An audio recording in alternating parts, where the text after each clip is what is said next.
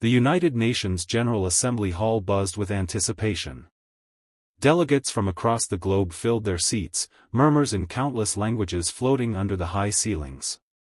But something was different today. The air was heavier, thicker. As if the walls themselves knew a confrontation was coming, one that would echo far beyond these walls. Benjamin Netanyahu entered with calculated poise, his entourage trailing just a step behind. He ascended the podium with the air of a man used to commanding a room.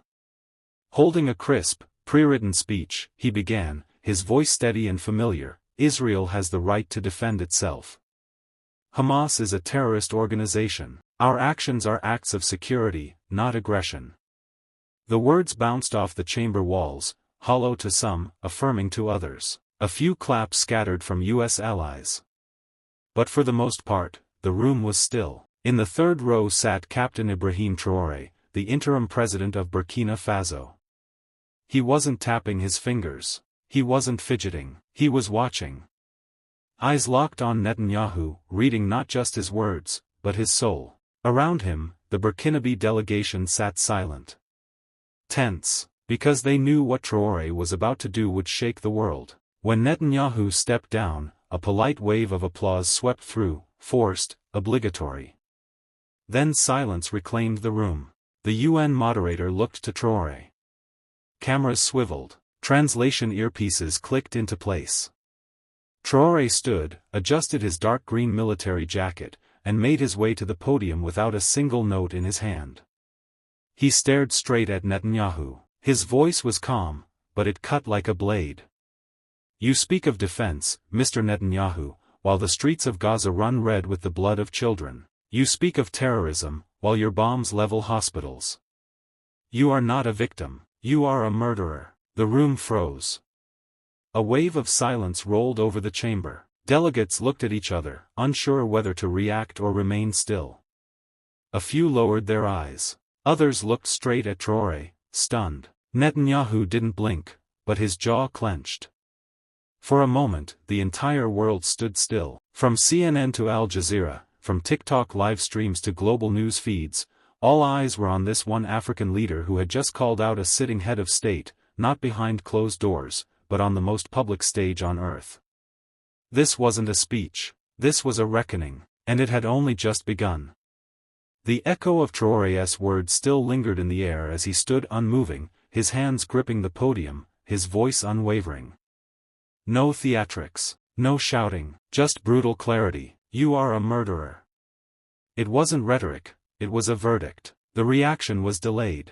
It was as if the entire assembly had to take a collective breath before processing what had just been said. In the front rows, the U.S. and Israeli delegations exchanged tense glances. A few diplomats murmured nervously into headsets. Security shifted uncomfortably near the walls.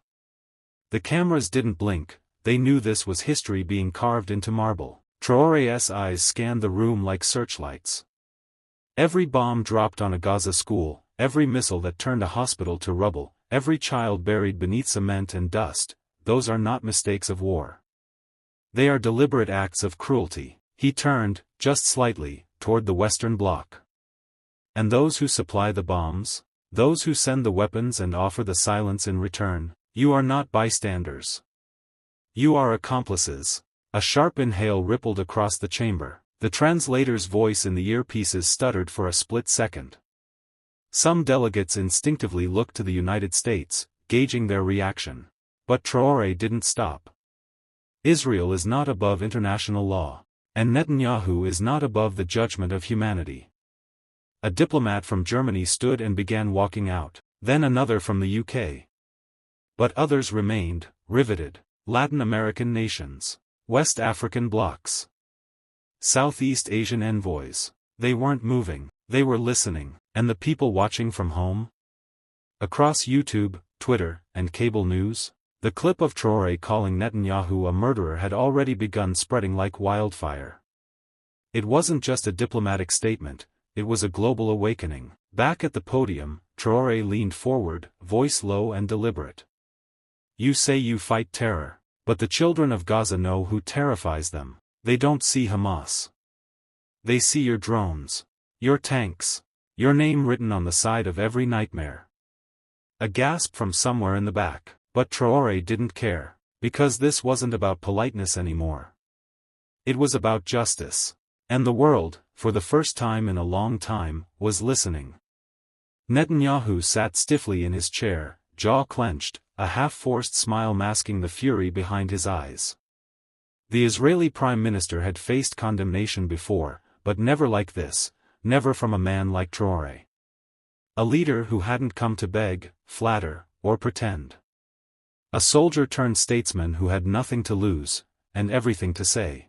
Traoré's stare locked onto him now, unshaken. You hide behind ceasefires you never intend to keep. You speak of peace while you reload your guns. He turned to the audience. Ask the children of Jabalia, the mothers of Khan Yunis.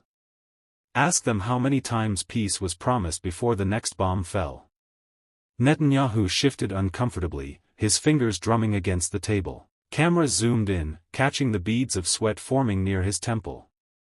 Behind him, aides whispered frantically, damage control in real time. But Traoré kept striking, each word a scalpel peeling back the layers of hypocrisy. You came here not to find peace, but to polish your lies for the cameras. To make murder look like defense. Occupation look like security. Genocide look like self-preservation. His voice never raised, yet each syllable cracked the room's atmosphere like thunder. A few delegates averted their eyes. Others nodded, quietly, cautiously. Then Traoré said it. You call the deaths of civilians collateral.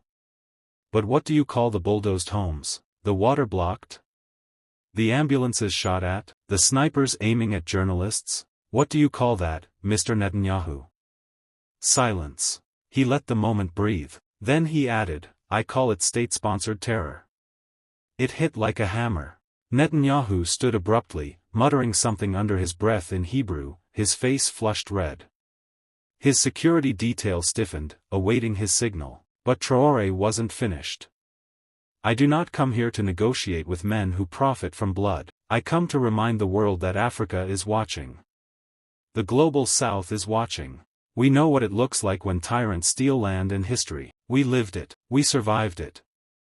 And we will not be silent while it happens to Gaza. Applause began, not loud, but steady. It started from the African bloc, then Latin America, then Southeast Asia. The western seats stayed cold and still. Netanyahu remained frozen, halfway between his chair and the door. He had heard the sentence that would follow him beyond the UN, beyond politics, into history. You are not the voice of Israel. You are the silence of the dead. Netanyahu didn't speak for a long time. The room was still recovering from Traoré's final line, you are not the voice of Israel. You are the silence of the dead. It had landed like a verdict, and now the accused sat red-faced and breathless. But Netanyahu was not a man who let silence defeat him. He leaned forward, clutching the podium with trembling fingers. Gone was the calculated statesman, what remained was a cornered man with nothing left but defiance. You talk of terror, he spat, eyes narrowing, but what do you know of defending a nation under siege? What do you know of waking up to rockets? Traoré didn't flinch. He didn't move. He didn't need to. Netanyahu continued, we have every right to defend ourselves. We don't owe explanations to leaders from broken nations, begging for attention on the world stage. The jab was sharp. Traoré's allies stirred in their seats, but he remained still, his silence now more powerful than any protest. Netanyahu's voice rose. You lecture us about death? Your continent has seen more of it than any place on earth. Civil wars, coups, child soldiers. Don't stand there and pretend you wear white. At that moment, something shifted, not in Traoré, but in the room. The arrogance, the condescension, it echoed louder than Netanyahu's actual words. Delegates exchanged glances, some in disbelief, others in barely concealed disgust. The moment that was supposed to be Netanyahu's counterstrike had become his exposure. Then Traoré stepped forward. I wear no white, he said calmly, but I do not wear masks either. Gasps rippled through the chamber. I know what war looks like. I have seen death too close to forget it. But unlike you, I don't pretend it's righteous just because it's mine. He walked slowly toward the center of the hall. Do not compare our struggles. Africa did not build its empire on the bones of children. Africa did not invent apartheid. Africa did not market genocide as defense. Netanyahu froze. You ask what I know of siege? I know this: when children are buried in rubble, when hospitals are shelled, when journalists are gunned down, there is no justification. There is only guilt. He turned back to the chamber. And you can wrap it in religion, in politics, in history. But the blood will always speak louder. A long silence followed. Netanyahu, for the first time, had no script. No applause. Just the sound of his own name echoing in a chamber that no longer feared him. Traoré had not just responded, he had taken the floor, and the future. As the tension in the chamber reached a boiling point, a delegate from the UK attempted to intervene, proposing a moment of diplomatic de-escalation. But Traoré's gaze never left Netanyahu. He didn't come to negotiate fiction, he came to confront the blood-soaked truth no one else dared say aloud.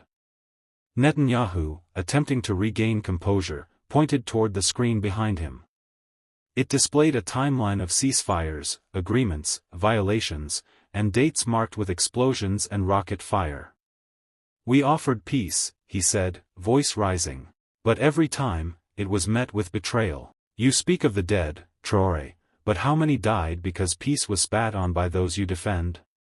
That was the moment Traoré turned, slowly, and approached the screen. With the entire assembly watching, he pointed to one date on the timeline. You say this was the beginning of the violence, he said quietly, but what about the blockade? The checkpoints? The demolition of homes? The stolen land before the stolen lives? He tapped the screen again. You kill a people long before you bomb them. You kill them with hunger, humiliation, occupation. And then you act surprised when fire comes from the ashes you created.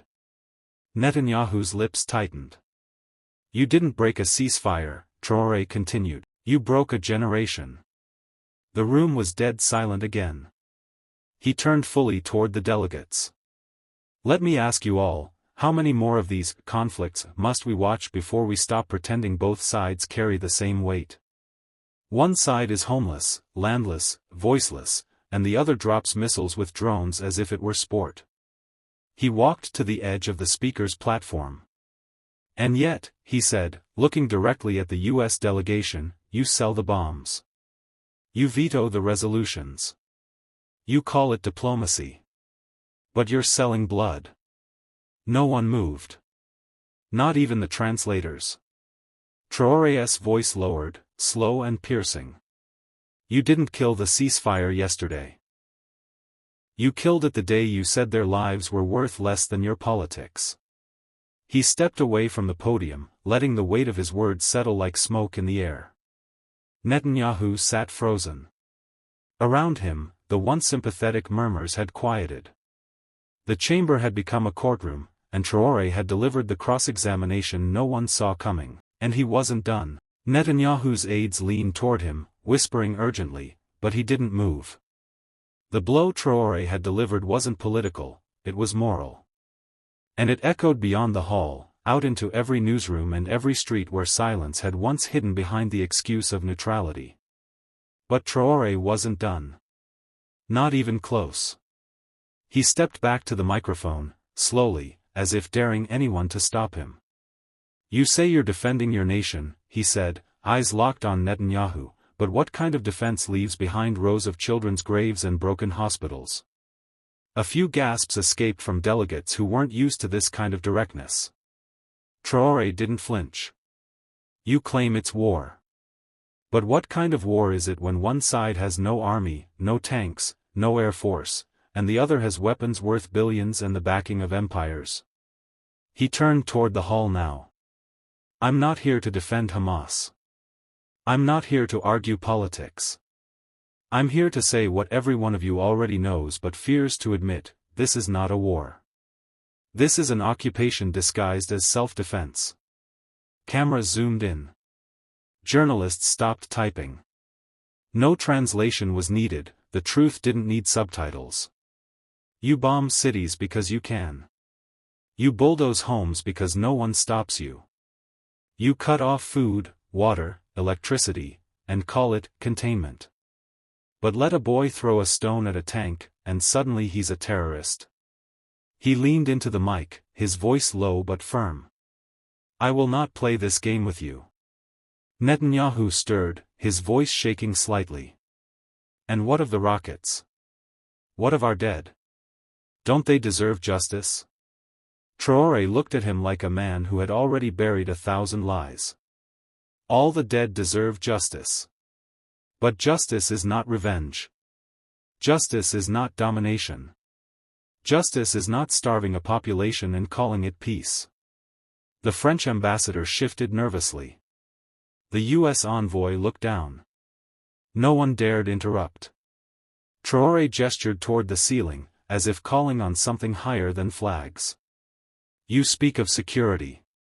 But you forget, true security does not come from bombs. It comes from dignity.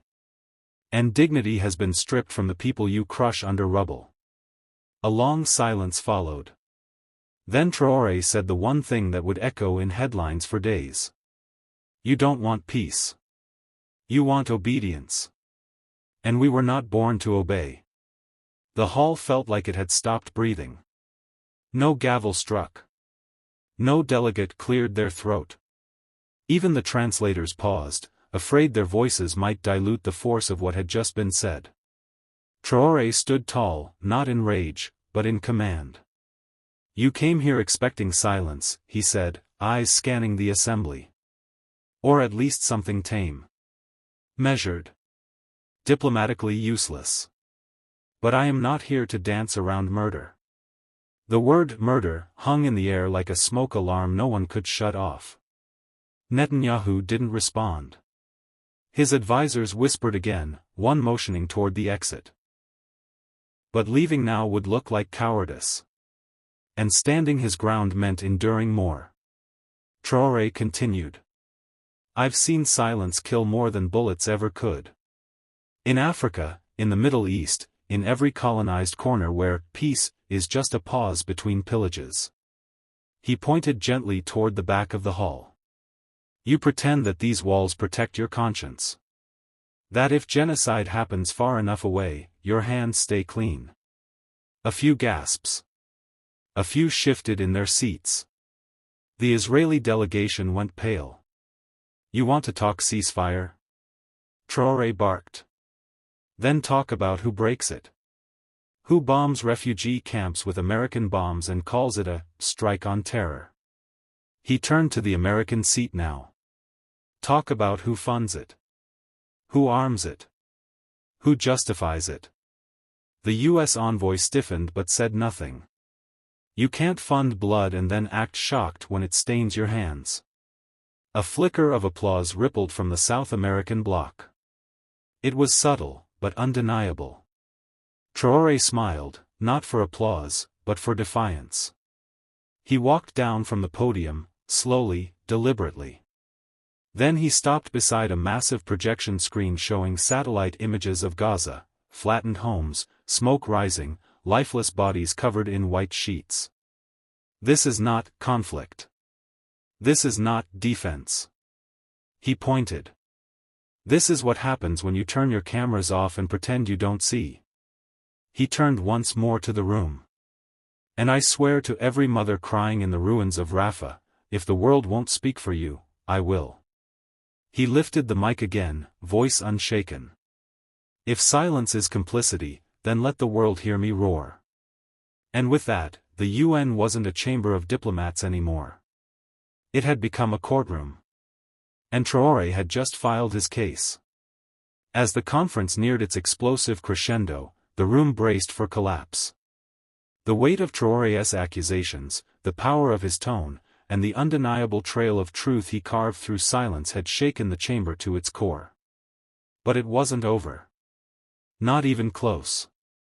Traoré wasn't done, and Netanyahu knew it. The Burkinabe leader stepped forward again, this time slower, more deliberate, like a general walking through the wreckage of a battlefield he had already won. You call this diplomacy? Traoré growled, locking eyes with Netanyahu across the floor. You sit here cloaked in immunity, pretending to be a man of peace, while your missiles erase families off the face of the earth. There are no ceasefires in mass graves. No negotiations beneath the rubble of children's homes. Netanyahu tried to interrupt, but the room wasn't with him anymore. The tension had turned. Every breath belonged to Traoré now. Delegates who once dared not look up were now staring at the Israeli Prime Minister, not in admiration, but in quiet, moral indictment. Traoré's voice thundered again. You fear the truth. That's why you smear anyone who speaks it. But I'm not here to be liked. I'm not here to be tolerated. I'm here to make you look in the mirror, and confront the tyrant staring back. Even the translator's voice cracked as he repeated the words in Hebrew. Netanyahu's mask faltered. His lips curled, but no words emerged. Then Traoré delivered the final cut. You wanted the world to see Gaza as a problem. But now, the world sees Gaza as your mirror. And what it reflects is shame. A hush more brutal than any outcry filled the hall. It wasn't just silence, it was judgment. The kind that can't be denied. The kind that doesn't fade. And in that breathless quiet, Traoré stood taller than any flag, any legacy, any title. The silence didn't fade, it thickened. It was the kind of silence that made even seasoned diplomats fidget in their seats, the kind that exposed cowards and crowned the courageous. And in that hollow quiet, it was Traoré who broke it, not with anger, but with cold, surgical clarity. He turned his body slightly, not to Netanyahu now, but to the entire assembly.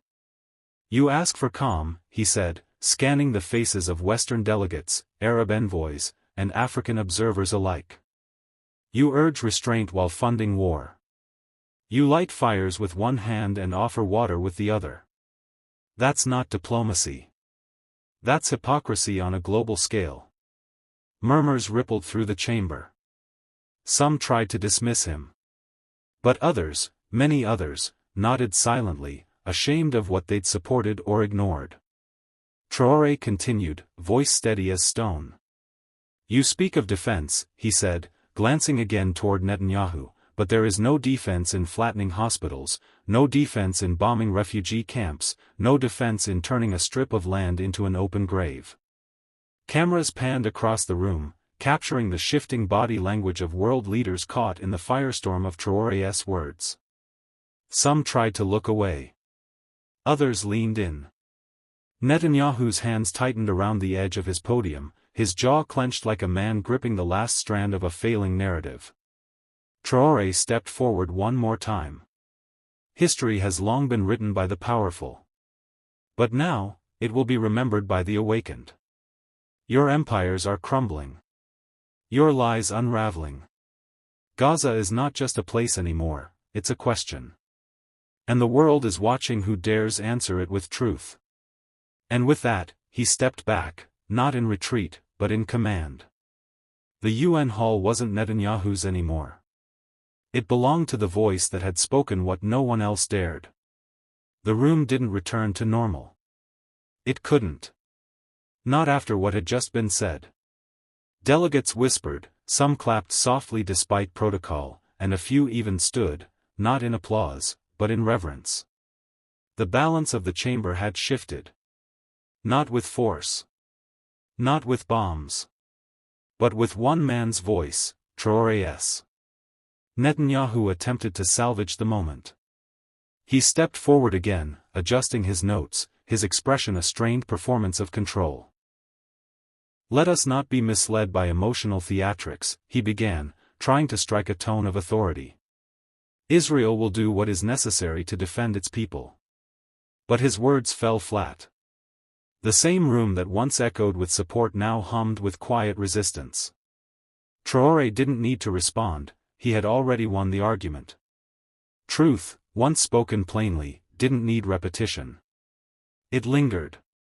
Instead, a Palestinian delegate rose slowly from her seat. Her voice trembled as she said, Mr. Traoré has spoken for those of us who no longer have a voice, those under rubble, those behind blockades, those who will never stand in this hall. Her words, though brief, pierced the air like a blade. It was no longer just about Traoré versus Netanyahu. It was about a new global moral alignment. As Traoré walked out of the chamber, the press swarmed. Flashes lit the marble hallways like lightning. Microphones pushed forward. Questions flew: will there be consequences? Do you stand with Hamas? Is war coming? He stopped only once. Looked directly at the cameras. And said, we stand with the people. Not just of Gaza.